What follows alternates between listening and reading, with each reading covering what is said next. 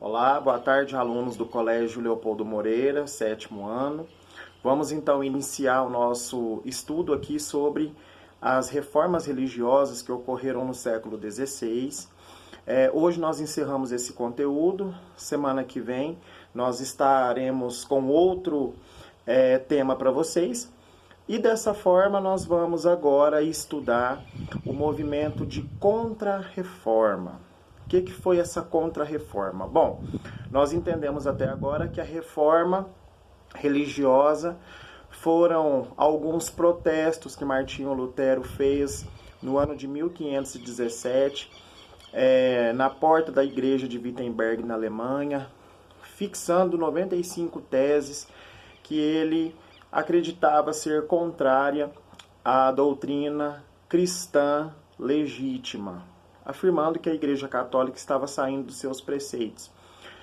Isso resultou, então, numa ruptura entre a Igreja Romana e outras denominações que se desenvolveram depois desse tempo.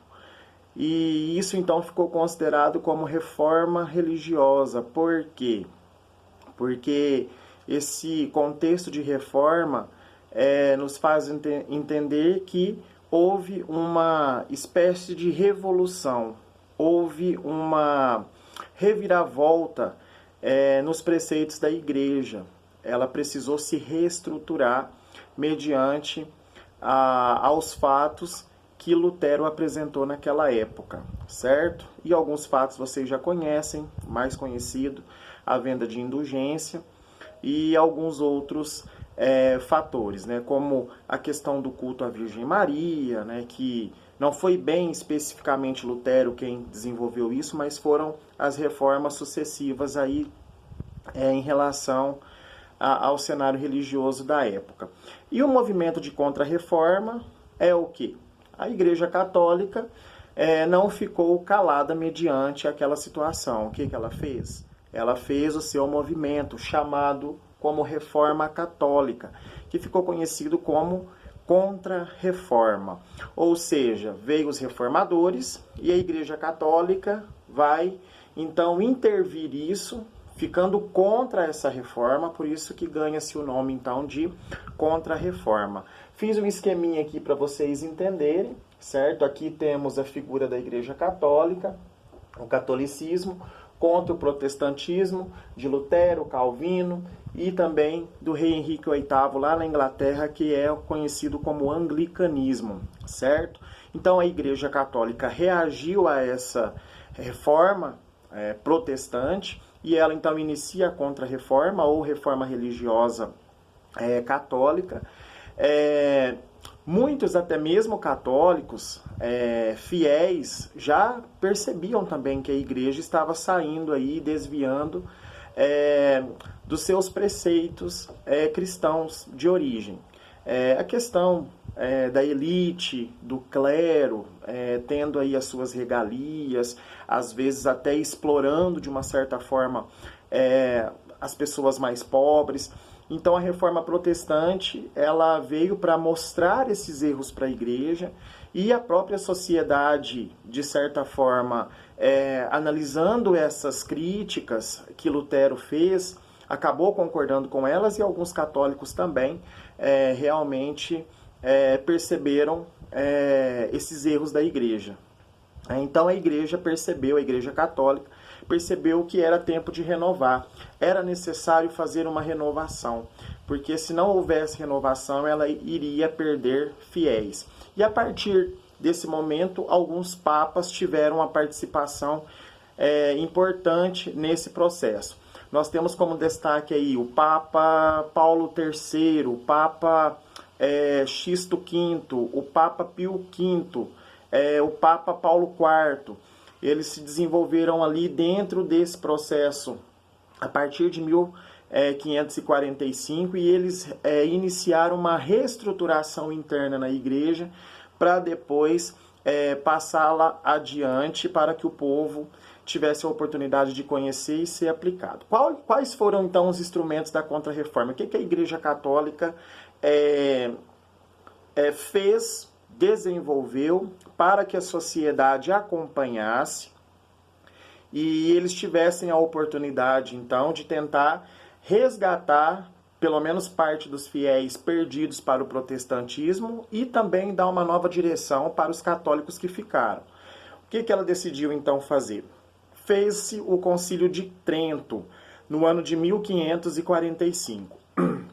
O que foi o Concílio de Trento? Quando se fala concílio, quer dizer uma reunião que a igreja faz com o objetivo, normalmente, de adaptar a igreja aos tempos. Inclusive, pela história da igreja, se faz um concílio a cada século. O último que teve, só para vocês terem uma ideia, associando esse fato histórico do passado aos dias de hoje, foi no ano de 62. Então, certamente esse século terá um outro concílio também para adaptar a igreja aos tempos. Nesse caso, a igreja, naquela época, em 1545, ela reafirmou os dogmas católicos. Ela disse que tudo que a igreja católica pregou em termos de dogmas está correto e é para ser seguido. Ela dizia que a salvação vem por meio da fé e por meio das obras. Diferente de Lutero, que ele dizia que somente pela fé a pessoa obteria salvação. A presença de Jesus Cristo na Eucaristia, ou seja, na hóstia consagrada, que a Igreja Católica acredita que Cristo está presente na hóstia consagrada em corpo, alma e divindade, certo? O que, no caso, a maioria das igrejas evangélicas hoje, do protestantismo do passado, passou a não acreditar. A infabilidade do Papa, ou seja, o Papa realmente ele não falha quando ele vai lançar uma verdade de fé. Ou seja, o que o Papa disser, os cristãos católicos precisam obedecer. A hierarquia da igreja, no caso Papa, arcebispo, bispo, o pároco, o padre, o vigário, a igreja precisa ter hierarquias, né? Outra questão também que a igreja reafirmou foi a questão do celibato. Lutero protestou bastante sobre essa questão, no sentido de dizer que os padres eles poderiam ter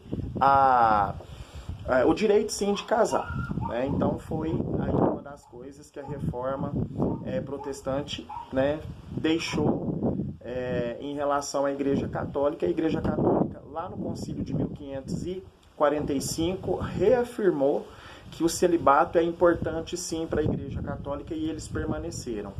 A devoção à Virgem Maria e aos santos permaneceram. Com o Concílio de 1545, a Igreja não deixou a devoção aos santos e à Virgem Maria. Diferente do que muitos dizem, né? A Igreja Católica, no caso, ela não faz o processo de idolatria, né? O que Lutero, na época, protestou foi o uso excessivo de imagens nas igrejas. Diferente, no caso, dessa questão de idolatria, certo? Então ele dizia que a figura de Cristo devia aparecer mais que as imagens. A Igreja Católica fez uma adaptação, ela tirou várias imagens, mas deixou o Cristo no centro, para que ele aparecesse mais, mas continuou com a questão da devoção aos santos e à Virgem Maria. Os 7 sacramentos permaneceram. Os 7 sacramentos da igreja são batismo, ordem, eucaristia, penitência, a crisma, que é chamada confirmação, o matrimônio, que é o casamento, a unção dos enfermos, no caso, que é a chamada extrema-unção, e a penitência, que é a confissão. São 7 sacramentos aí. Pode ser que eu tenha repetido algum aí, tá? Mas são 7. E cada um específico. O que o protestantismo decidiu deixar? Somente o batismo e a Eucaristia. No caso, a Santa Ceia e o batismo. O latim na Bíblia e nas celebrações, tanto é que a linguagem latina, em latim, nas celebrações de missas, aqui no Brasil e no mundo todo, deixou de ser utilizada no ano de 1962. A partir do último concílio. as missas eram feitas em latins e o padre normalmente de costas para o povo, né? Então era uma forma de celebração da época.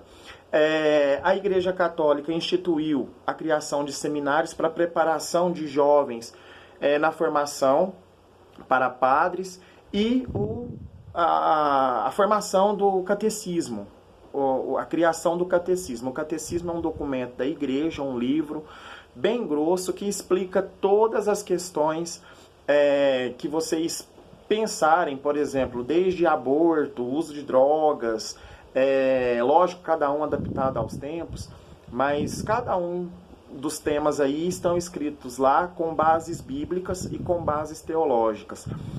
E a Igreja Católica, para vocês terem uma ideia, ela condenou a venda de indulgências. Então, para vocês verem que a reforma foi algo positivo, porque a partir desse instante, a Igreja Católica deixou de utilizar a indulgência como salvação e tudo mais, né?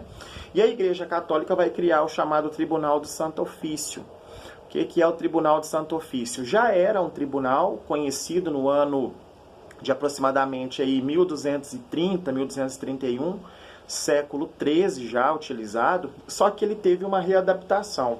O que era esse Tribunal de Santa Inquisição ou Tribunal de Santo Ofício? Ele julgava as pessoas que iam contra a ideologia cristã católica ou aqueles que eram considerados bruxos.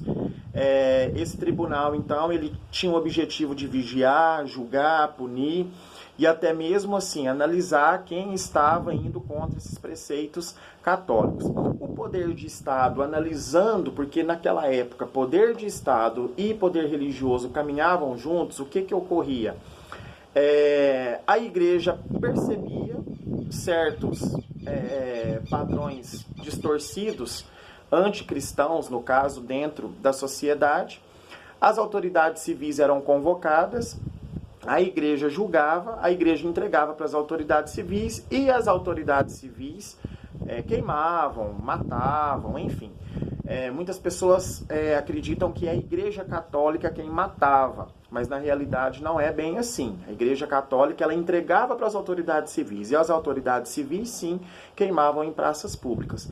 Porém, por um lado, a Igreja também salvou muitas pessoas que às vezes eram acusadas, não tinham nada a ver com bruxaria e ela dizia não tem nada a ver com bruxaria, mediante aos estudos, as orações, enfim.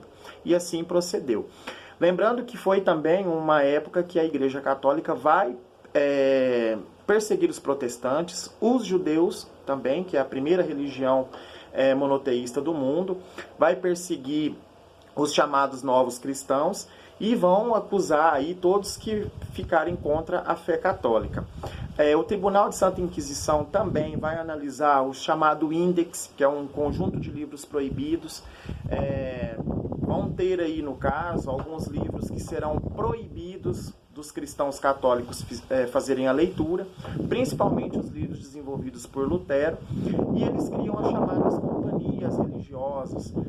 Uma das mais importantes foi a Companhia de Jesus, que foi criada aí por Inácio de Loyola, né, teve à frente para combater o protestantismo. E isso foi de grande importância para a época dentro do cenário do século XVI.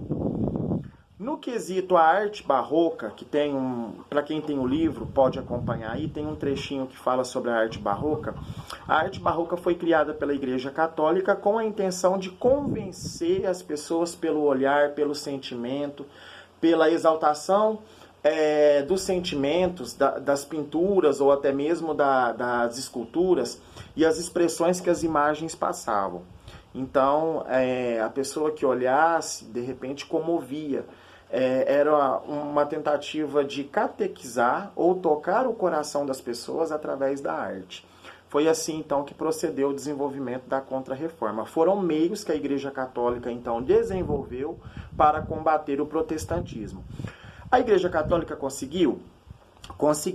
Conseguiu arrebanhar um pouco das pessoas de volta para a Igreja. Porém, essa cisão, vamos dizer assim, essa divisão, ela foi inevitável. Ela ocorre até hoje, se a gente for analisar dentro do contexto atual, nós temos várias igrejas evangélicas aí né, em todas as cidades, cada uma diferente da outra e tal. Temos até mesmo várias formas de catolicismo também, né? Então nós temos que entender que a reforma religiosa ela propiciou realmente uma divisão que não teve mais volta do